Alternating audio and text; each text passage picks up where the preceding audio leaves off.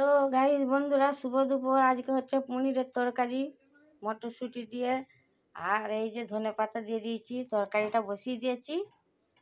হ্যাঁ, আজকে দুপুরবেলার মেনু পনিরের তরকারি, আলু দিয়ে মটরশুঁটি দিয়ে, লাউ পাতা বাটা ভাজা, লাউ পাতা বেটে ভাজবো, সিদ্ধ করে। 2 মিনিট পর ফিরে এলো। এই যে দেখো, এটা আলু পনির আর মটর কলাই দিয়ে তরকারিটা একটু ঝুলঝুল করে করেছি, হাতে মেখেও খাওয়া চলবে। এটা রুটি দিয়েও ভালো লাগে, মুড়ি দিয়েও খাওয়া চলে, আমরা ভাত দিয়ে খাবো। এই যে পনিরের তরকারি কমপ্লিট হয়ে গেছে। এরপরে লাউ পাতা বাটা ভাজাবো। এই যে কড়াইয়ে জিরে, কালো জিরে ফোড়ন দিয়ে তেল দিয়ে দিয়েছি। এরপরে লাউ পাতাটা দেবো। লাউ পাতা বাটা ভাজা হয়ে গেছে।